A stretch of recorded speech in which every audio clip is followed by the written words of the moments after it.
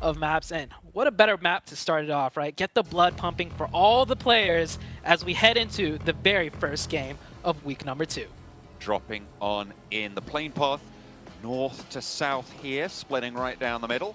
So not too much to worry about there for most of the teams, but in general, Sanhok, a small enough map that you can pretty much get anywhere on almost all plane paths. So have to wait and see where these drop spots coalesce. Are we going to see any of these hot drops around places like Painan, like Boot Camp as well?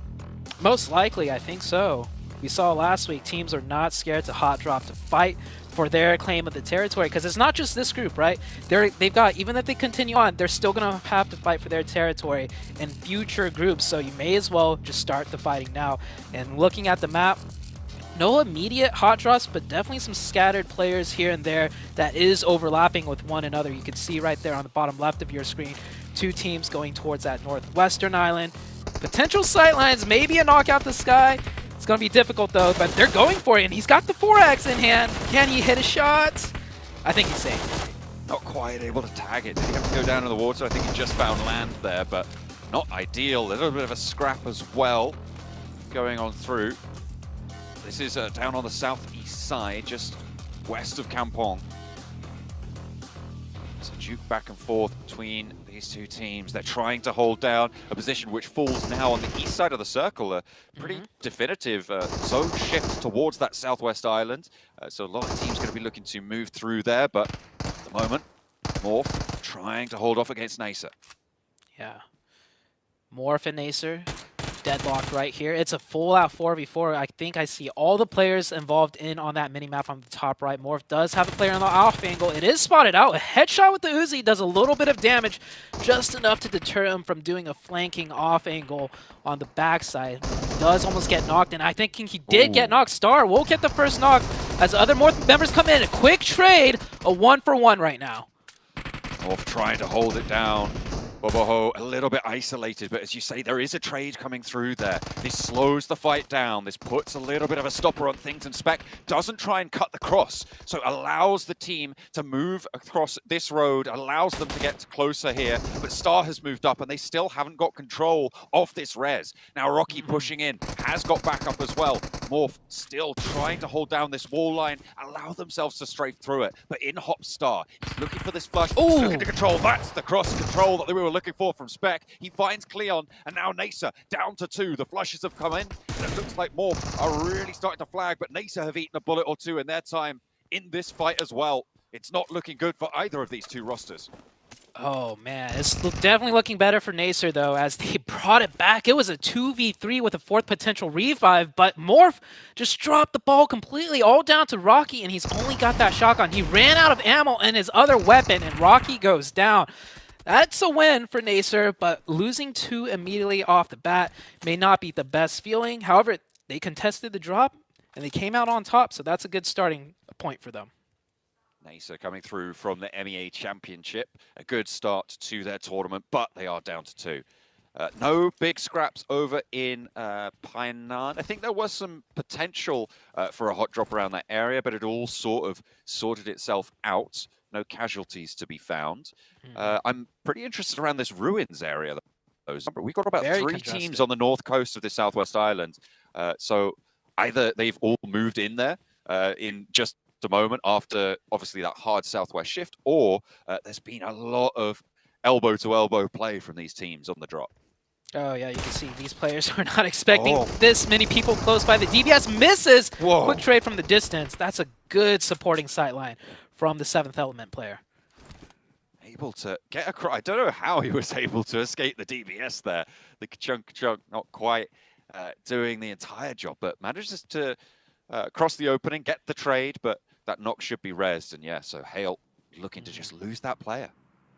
Yeah, we're going to see a lot of these players with not a lot of loot. That region of the ruins that you mentioned, because there's so many players there, and they definitely looted whatever they can, but that's not much. The first circle is on that southwestern side, like you mentioned. Teams from the north, northeast all have to start closing in, and the north side, that ruins area, is going to get very congested as the match goes on.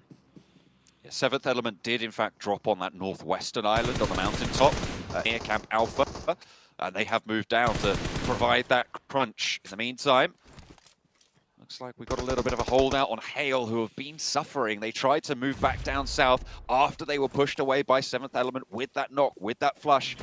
And Hale fleeing for their lives, and a lovely nade comes through from QX to find a knock, and almost the second as well. Tiger cowering behind the rock now as Junie with the oversight coming through. But not able to find it. Tiger makes the break and gets across to cover. Yeah, safe for now, but down to 1, 15 teams left alive. Only placement points is what they can really look for, and that's going to be difficult. Enigma Galaxy, this is on the far southern side as they're coming in now. A little bit of third party from distance. They got a knock earlier, no thirst. So Duskin will be able to get that reset. And Enigma Galaxy is pretty much looking towards dead center of the circle. That is where Duskin Esports, right there on your screen, are positioned. Just trying to get away from the hail of fire from Enigma Galaxy right now on that south edge. Fairly central position. We're waiting on this next shift. When it comes through, it's going to dictate if it is actually going to fully commit to that southwestern island, or if it's going to lurch back over to the mainland and cause a whole heap of problems. I think I'm most worried about the teams on this northwestern island right now. Yeah. You've got a lot of pressure sat on them, and there's not a lot of space. You can hold around them out of that west bridge or on the compounds, but trying to get across with the congestion around ruins is going to be tough.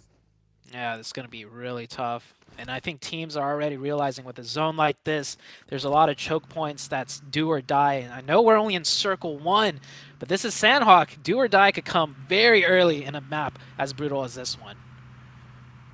Definitely. Faster than you'd like, faster than you'd think as well. U2 Alliance, we heard from them at the start. They're looking to rise up for the Malaysian teams, playing on that east coast right now, near Nasa, the remnants thereof, rather, as they had that early scrap coming on through, coming out on top, but losing 2 of their players in the process. East side struggling with that one. We'll see if they're able to push through. Stage 1 just about to close off, and Stage 2 circle centers right on top of Hainan. FaZe on the north, and you've got Duxan as well on that south side. That's a huge shift, in my opinion. It kind of, it centered up, but it keeps things in a limbo. It's a 50-50 between the west and east side of that river.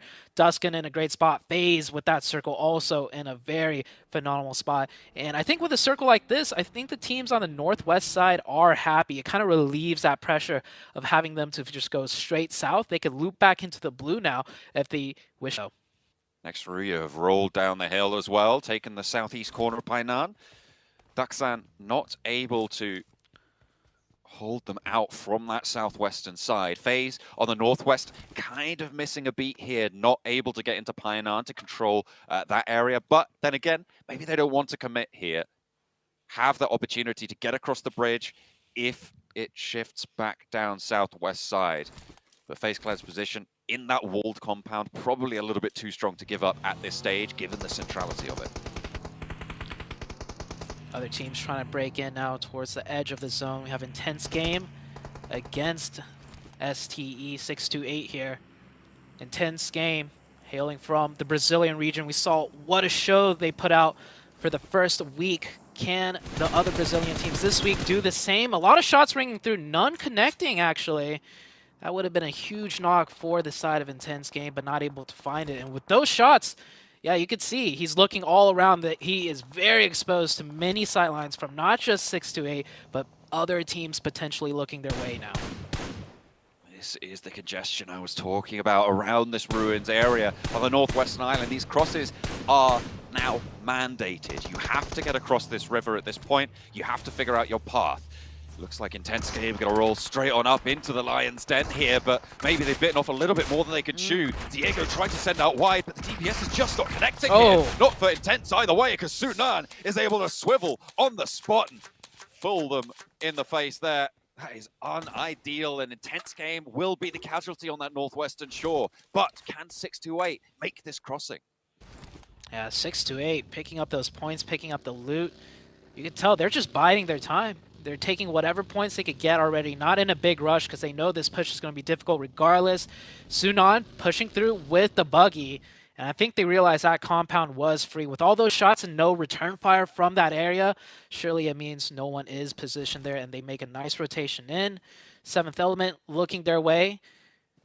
Looking like they will have to give up that fight, realizing 628 will get a nice rotation in. And they're also on the edge of zone, 7th Element. So they need to prep for the next circle shift as well. And they are starting to realize that. Those boot camp, the trifecta compounds there on that river confluence, so powerful right now to be able to choose very effectively which side of the river you want to be on. Very important for a split circle like this. So 628 having that position, really, really great news. And it feels like 7th Element maybe wasted a bit too much time, or they were just a little bit too worried about Inco on their west.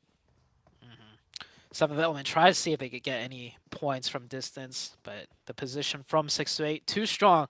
Very aware of what they're exposed to as we head into stage 3, and the limbo continues, John. It is still a 50-50 between the west or east side of that river, but the central spot of the zone, man, that is looking very congested right now. I'm liking FaZe's position, and you can see at this point 628's control of the boot camp compounds on that confluence, on the trifecta, really important. They can get across. 7th Element, they've been pressured down into a little bit of a a sticky spot. Yeah, Nongshim Red Force made a great rotation from the northeast, cutting right in between multiple teams, finding a spot in Painan. Wow. 4 up as well. That is great for them. And I don't know, maybe one more team could be housed in this area, but there's definitely going to be more casualties if another team tries to crash in on this location. I mean, next Ruya crashed into this position a lot earlier on against Duxan, holding a split on Painan. Next Ruya now moved up to that north edge, and you're right, I just looked back at the rotation that that they made to get here to the south side. Crazy to be able to just get straight on through. I don't know how they didn't get taken down, but there you go. That's how you do it. Yeah, they drove past FaZe, NB Esports, Yala on top of the hill. I mean, sometimes on Sandhawk, you just got to make those quick decisions, and if it pays off huge, but we've seen a lot of rotations on Sandhawk go the complete opposite way. So well-timed, well done for that team. But we still have 14 teams up, so even if they hunker down and survive, they're nowhere close to any placement points just yet. One of the players does get knocked. Should be an easy... Oh, a finish, actually, onto Nasser. Nasser now down to just one player, and they are all the way in the southeast in the blue. Yeah, they are looking at, I think, just Spec left over towards completely on the south side. Kanina Power just passing Cave now. They've been playing out in the blue up to this point, but they're going to have to find their way in. And playing on that edge on the southeast side, there's a lot of teams there looking to be in the way of that traffic jam. In the meantime, on the opposite side of that circle, you've got Inco looking to put pressure through as we hop back over to Kanina Power. You can see they are just looking to get those heals on board. They have been tickled by the blue all the way through up to stage 3, but they're looking to stay ahead of the game. Where do they go from here, though? Kanina Power, I can tell you, they're looking to take that hillside. They know that's a strong position, but more than likely occupied. So UD Alliance is there, and a very wide split, controlling it. Olio prone behind the rock, does spot movement. Not going to take shots, doesn't want to give away his position just yet. His teammates, though, definitely raining in shots, and now they are going to fire. They're going to find one, but that is another team. That's N-Hyper from the low ground shooting up at Kanina Power, and you said it. This is going to be really difficult for them to find a way in, and they are not going to have a clean way in at all, losing 1, 2, maybe even more players already. Slap bang on Painan with the next circle as well. It's going to be great for next Ruya on the northwest side, but they have lost a player. FaZe, maybe with a bit of control. As UD Alliance wanting to hold out Kanina Power further, but they have got their work cut out for them now because they are up close and personal. A nice push out comes through for Kanina Power, but there is a 1-2 punch for UD Alliance. And they're able to hold on this east side as Becca falls now. Palucci looking to hold the fort, but with players and one of them on the knee, it's going to be real tough going. Unfortunately, UD Alliance, though, they've lost a player. And who's this? They're rocking up into the fight. Ooh, NB Esports with a great third-party timing. They hear all the commotion. They know they're not in the zone, and they do drive right up. Tiger, last player up for Hale. He's been in the shed for quite a while, and he's going to get taken down by Inco. Surely 1v4. He gets a knock, but that's about it. Inco slowly working their way in, keeping 4 up. They're going to have to drive straight in as that blue zone is right on top of them. And here's that third-party attempt by NB Esports working out really well for them. UDO Alliance now down to 2. More importantly, for the side of NB Esports, so to get control of the top hill. There's another knock coming through. Hyper being a really difficult backstop for these teams trying to rotate on this southeast side, trying to move up this coastline. But Hyper just shutting the door time and time again. Not a crack left open. Excellent stuff from the lone representatives from the NA region. Trying to have a little bit of regional pride on board. It looks like they got a bit of chip on their shoulder for it. It's working out for the time being. No eliminations found, though. They haven't been able to add those to the tally, despite their efficacy on that coast. Yeah, and Hyper just really struggles to pick up those elimination points early on. We saw it through the Americas and the League stage, but hopefully they'll turn things around. They have 4 up, which is good for them. Nanabete snaking up. Oh, wait, that was the last player from Inco? Yeah. Wow, we saw them as 4 just seconds ago, but this is Sandhawk after all, taken down to just 1, and they're out. Brazil where, man? What's going on? Both of our Brazilian teams getting taken out early with very little points gained. Inco 2 points. Intense game 0. They went down pretty early on as well. And yeah, Inco just tried to rotate past Enigma Galaxy and 7th Element, got caught in the crossfire, and just didn't have the strength to pull through. This Pinon circle is brutal. Oh, yeah, this is probably one of the more brutal Sandhawk circles, especially with the way it constantly shifted. Pinon is the focal point, and Hyper does have a great position on the edge. They doing that split across both riverways. I'm pretty sure they're hoping it swings to one side so they could stack, but man, it's still that 50-50, and no one's going to break into Pinon for free at this point. It is very heavily fortified. Those hills that sit just to the north side may be able to house a little bit more for NB Esports, but FaZe have got their own problems. You see that in the picture-in-picture on the left-hand side of your screen. 628 trying to get through. They've been playing pretty well. I liked their rotation from that northwest island, playing up to that trifecta compound, but here it looks like they might really start to struggle. FaZe have got ahead of them, and getting around this headland is very, very tricky. Yeah. I'm thinking 628, it looks like they're going to try and just not engage that fight. It doesn't give them much cover, you know, playing down at those rocks. There are sightlines that will spot them out. They have 4 up. I'm surprised they're giving up that fight. It is a difficult fight, though. Instead, they're going to try and sneak into Pinon. And we have Nexruya right here. It is spotted. Nade in hand. That's going to be deadly if he could connect. He will back up for now. Maybe bait out some util from the side of STE before he returns. Dokuma backing off the door frame. Looks like they feared the ordnance, but you've got that crossfire from Zeb Wolf. You've got 7th Element as well across the way. This is exactly what you were talking about, right? Zute, you push up, you just don't have cover.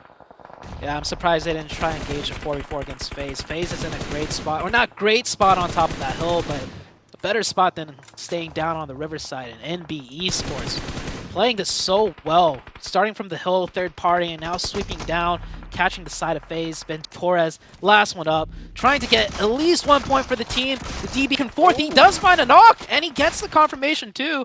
But I think, yep, that's as far as he will go. NB Esports will lose 1 player. Very unfortunate for them. Next circle comes in, and it is still right on to Pinon. Oh, we're kicking it off nice and spicy today in Sandhawk. Everybody rags and tags, except for Ducksan in the middle of Pinon. You've got Enigma Galaxy who've been able to hold it down on the south side as well, playing as 4, but everybody else a little bit less lucky than that. And we'll be seeing if Enigma Galaxy can push in here, because Ducksan at the moment are quite split on that south side. There is a potential opening here if they crash right. Definitely so, and they're split, but they're doing a great job with their split. They're up to 6 eliminations. Playing split from in there. It's not all the time you see teams at the compound able to pick up eliminations, as that tree is going to be the death of those 2 players. Oh man, keep your eyes, well, not on the road, but what's right in front of you, and that tree does cost them very dearly. Last player up, NB Esports. Can he snake it out? Maybe get some placement points. Top 8 is not much placement points whatsoever. As Nexruya now firing shots. Nades come in. NB Esports taken out. It is so tough to approach Pinon at this point. three teams have been locking it down for ages. Next, Ruya on that northwest point, looking to try and hold out 6-8. Sunan is still going for 6-8, despite their open ground push that got them torn to pieces there. NI, but going down with no eliminations as well. And a lot of teams trying to make that push. Here comes Enigma Galaxy, and they have actually found a way into Painan on the southwest point. Yep.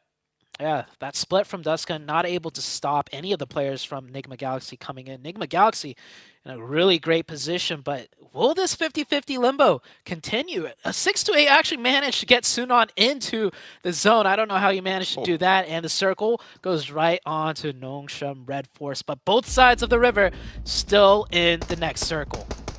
It actually kind of favors Enigma Galaxy on the rotation here, because Ducksign are going to have to regroup further south, right? Next, Ruya should be able to watch those crosses, watch those shifts, but if you're going to open up onto groups, if you're going to find these knocks, that is an excellent signal for Ducksign to try and regroup south. And that is a split knock as well, meaning they can't go for that instant res. Yeah, they're going to have to cross over, and that player watching that cross very keenly. They do make the crossover. The revive will come through.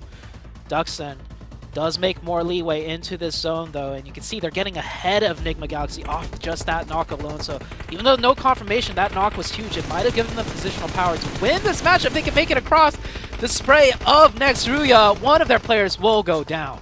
That's what I was talking about, those crossfires through the streets. It's so hard to move south, and now we have no teams with all four players alive, except for Enigma Galaxy, who have been just slowly marching forwards.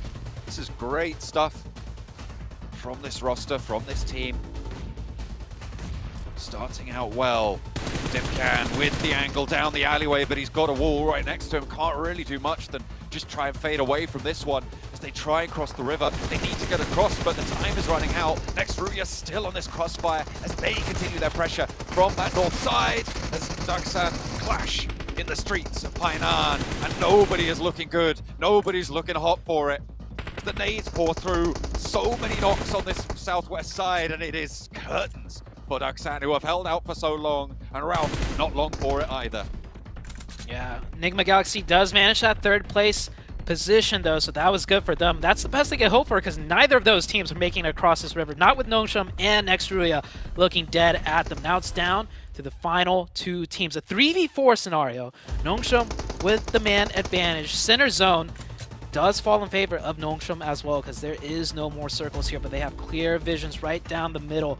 Next, Ruya definitely with their backs up against the wall. The circle finishes inside of that warehouse, out to the east, out to the right-hand side of Tizzy as you look at it.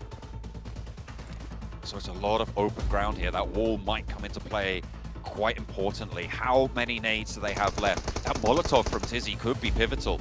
If he launches it through now, may be able to use it a little bit later to control more space, but might not have that opportunity. Might be taken away from him. Next, Ruya. Oh, powerful.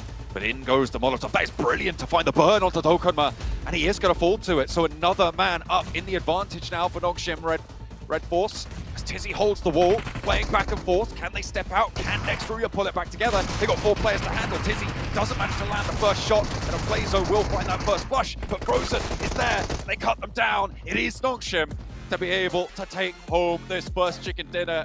It was the burnout, the bleed out for Next Ruya. And what a way to kick things off here for Group Red. The Painan finish over on that north side. Nongshim Red Force with an incredible rotation into their position that eventually won them the game. Yeah, you could say Nongshim Red Force definitely got circle blessed, but that rotation they made from the north, cutting past three different teams, I mean, that was a great rotation, and they were heavily rewarded for it. You can see the smiles on their face. They know that one rotation is literally what won them the match, and it's not often on Sandhawk you win